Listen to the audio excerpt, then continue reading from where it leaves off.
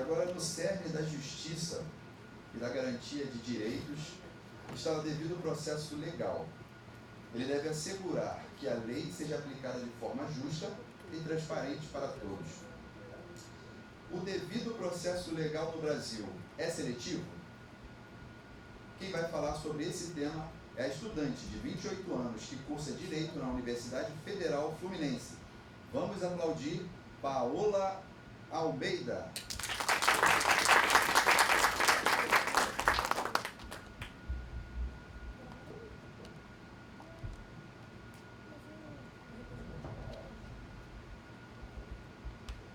Bom dia a todos, meu nome é Paola Almeida e eu estou concluindo a minha graduação e eu gostaria de apresentar um pouco sobre o tema do meu trabalho de conclusão de curso. O devido processo legal no Brasil, ele é seletivo? O meu trabalho, ele tem como base analisar dois casos que aconteceram, que um foi um músico negro preso em Niterói através de um reconhecimento facial, e o outro foi um empresário, um motorista de uma Porsche, que estava dirigindo em alta velocidade e terminou ocasionando a morte de um motorista de aplicativo. E aí, a gente começa a pensar que todos são iguais perante a lei, sem distinção de qualquer natureza. Mas será que na prática é realmente isso que acontece?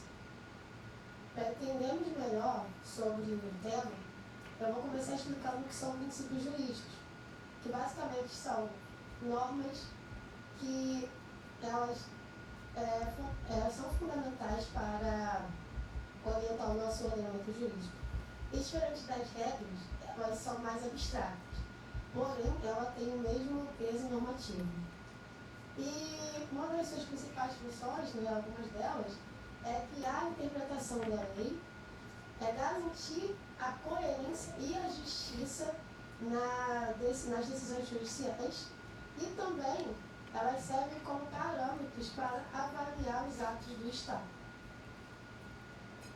E aí eu trouxe alguns exemplos que vão servir como base para a gente conseguir entender melhor o tema, como o princípio da legalidade, onde ninguém pode ser punido sem previsão legal.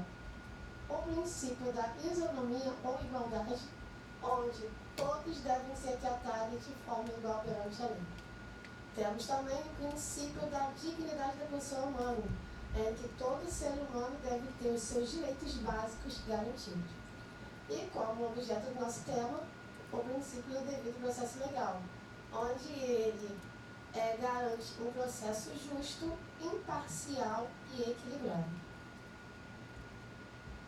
E aí, esse princípio ele está instituído no artigo 5º, inciso 54 da nossa Constituição, e ele vem amparado da ampla defesa, do contraditório, da legalidade, da imparcialidade e do tratamento equitativo.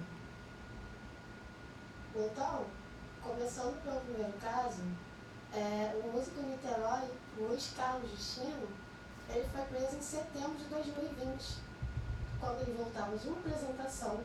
Ele foi parado em uma blitz por ser confundido com um criminoso. E através desse reconhecimento facial e fotográfico, ele teve a sua prisão decretada e ficou lá por 4 dias, até que a mesma fosse revogada. E aí, quais são as críticas a esse caso? A gente teve a violação do devido processo legal, a gente teve a falta do contraditório e ampla defesa, onde ele teve a oportunidade de se defender. A gente teve um reconhecimento facial irregular, que além de ser um requisito na investigação, foi comprovado que a foto que estava no quarto policial quando ele era menor de idade, então não deveria estar lá. E tivemos o impacto do racismo estrutural na decisão policial e judicial. E aí a gente passa para o caso 2, o empresário, motorista da Porsche, que estava conduzindo a mais de 150 km por hora na zona leste de São Paulo, onde terminou ocasionando um acidente que levou à morte do motorista de aplicativo de 55 anos. E o pior é que ele foi liberado sem nem mesmo ter feito o teste de bafômetro. E aí as críticas a esse caso é que aqui a gente teve a quebra da isonomia do tratamento legal. Tivemos também a não realização do teste de bafômetro, que também é um requisito muito importante na investigação de um acidente. E o pior de todos, a gente teve a liberação imediata, mesmo comprovando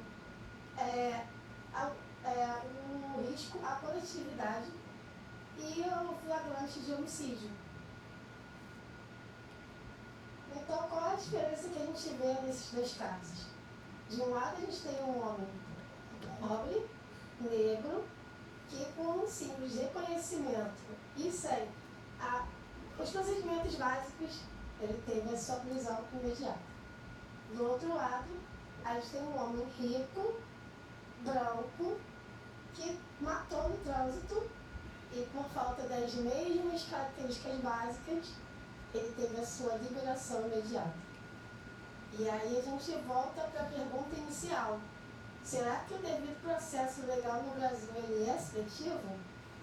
E infelizmente a resposta é sim.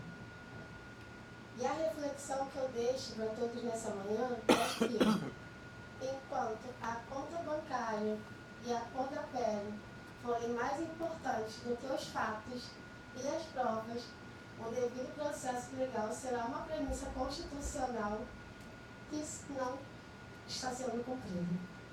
Eu agradeço a todos pela atenção e mais informações vocês podem me contatar nas minhas redes sociais. Obrigada.